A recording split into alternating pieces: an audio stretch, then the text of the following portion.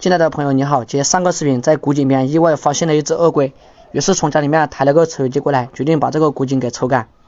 经过了我们1个小时的努力，古井马上就要抽干了，看到没？已经开始冒浑水了。现在全村的人都过来围观，特别期待看下能抓到什么东西。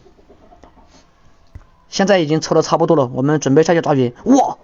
突然从井底冒了一个黄金密码箱出来，看到没？里面还有一只鳄龟啊！那个鳄龟应该有个10多斤。手机有电的点点红心，点点关注啊！一会儿把这个箱子给打开。